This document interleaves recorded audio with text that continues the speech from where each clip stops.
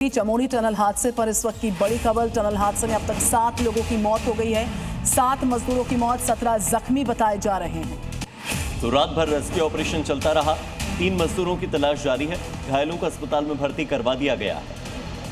उत्तराखंड के चमोली में अलकनंदा नदी पर बन रही विष्णुगाड़ पीपलकोटी जल विद्युत परियोजना की सुरंग में अचानक से भूस्खलन हुआ और मजदूर फंस गए, जिसके बाद तत्काल रेस्क्यू ऑपरेशन शुरू किया गया।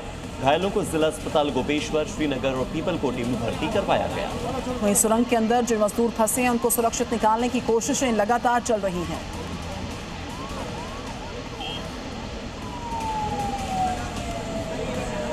आप देखिए, यहाँ पर टनल का पूरा हिस्सा आपको दिखा रहे हैं। किस तरह से रेस्क्यू ऑपरेशन भी एक चुनौती बना हुआ है पानी की वजह से, वो आपको समझा रहे हैं।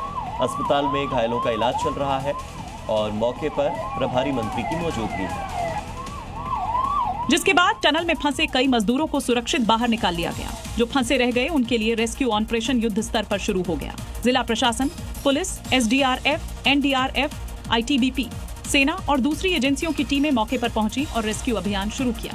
NDRF, SDRF हमारी सारी मशीनरी वहाँ पर काम कर रही है और हम उम्मीद करते हैं कि अगले कुछ घंटों में हम सभी लोगों को निकाल लेंगे। जिस स्थान पर मजदूर काम कर रहे थे, वहाँ से करीब 150 मीटर दूर हुए भूस्खलन के बाद पानी के साथ पत्थर और मलबा टनल के अंदर घुस गया, जिसकी चपेट में कई मजदूर आ गए। टनल के अंदर फंसे लोगों को सुरक्षित बाहर निकालने के लिए रेस्क्यू ऑपरेशन रात भर जारी रहा।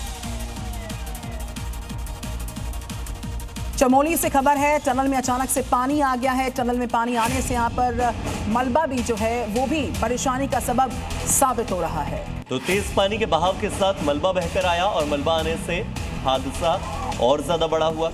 रेस्क्यू में चुनौतियां आ रही है। ज्यादा पानी की वजह से रेस्क्यू में चुनौतियां हैं। टनल में पानी भरा हुआ है। हमारे साथ सुरेंद्र जुड़े हुए हैं, सीधे उन्हीं का रुख कर लेते हैं। सुरेंद्र, अब तक कितने लोगों की तलाश अभी भी जारी है और घायलों की स्थिति क्या है? कहां कहां पर उनका इलाज चल रहा है? रेस्क्यू ऑपरेशन को लेकर डिटेल्स दीजिए। देखिए, बिल्कुल इसमें 24 लोग कंपनी ने बताए हैं। TLCC टिहरी हाइड्रो कॉर्पोरेशन की ये टनल थी और SCC हिंदुस्तान कंस्ट्रक्शन कंपनी इसमें काम कर रही थी। उन्होंने बताया कि 24 लोग थे, जिनमें से 14 घायलों को कल रात तक निकाल लिया गया था। 7 लोगों की इसमें अभी तक मौत हुई है। 3 और को तलाशा जा रहा है। दिक्कत यह है कि टनल बीच में ब्रेक हो चुकी है। टनल में पानी आया है, वो उसी जगह से आया है। बहुत ज्यादा मलबा और पानी है और करीब कमर से ज्यादा पानी कई जगह पर है। जो तस्वीरें लगातार देख रहे हैं हमारे दर्शक, वो ये समझ पाएंगे कि SDRF, NDRF इसी पानी के बीच से लोगों को ढूंढ रही है। 1.5 किलोमीटर अंदर जाके ये लोग कई सारे लोगों की डेड बॉडीज वहां से रिकवर की गई थी। तो ये माना जा रहा है कि 3 लोग और भी इसी इलाके में कहीं हो सकते हैं। उनको लगातार तलाशा जा रहा है। चुनौती ये भी है कि मौसम का भी अलर्ट है, बारिश भी कहीं ना कहीं दिक्कत होती है। इसलिए जो टीमें रेस्क्यू कर रही हैं उनको भी प्रोटेक्ट करते हुए पूरा रेस्क्यू कराया जा रहा है। जो घायल हैं उनको पास के ही पीपलकोटी में विवेकानंद अस्पताल में उनका लग रहा है। जो कोई गंभीर घायल होगा उसको जॉली ग्रांट या फिर एम्स में भी रेफर किया जाएगा। लेकिन अभी जो घायल हैं उनकी सिचुएशन ठीक है, लेकिन जो 3 लापता हैं उनको लगातार ढूंढने की कोशिश चल रही है।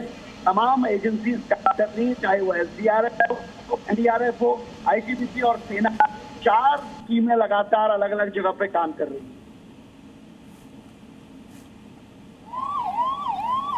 तो सुरेंद्र, अभी जो चुनौती बनी हुई है कि पानी बहुत ज्यादा आ गया है, बताया जा रहा है कि नीले ड्रम्स को काट कर और उसका इस्तेमाल किया जा रहा है। जो तस्वीरें हम अपने दर्शकों को दिखा रहे हैं कि ड्रम्स को इस्तेमाल किया जा रहा है नाव के तौर पर, ताकि इस पानी और मलबे के बीच में जाया जा सके।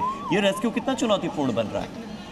देखिए, बहुत चुनौतीपूर्ण है क्योंकि इसमें कीचड़ भी है और ऐसी जगह पर आप राफ्ट नहीं उतार सकते हैं। जल भराव के दौरान जहां साफ पानी होता है या जहां कीचड़ नहीं होता है, वहां राफ्ट के जरिए रेस्क्यू हो जाते हैं। लेकिन टनल के अंदर क्योंकि मलबा है, बहुत ज्यादा कीचड़ है, तो इसी तरीके से रेस्क्यू टीम आगे बढ़ रही है। बिल्कुल, इस रेस्क्यू ऑपरेशन में तमाम तरह की चुनौतियां सुरेंद्र आ रही हैं।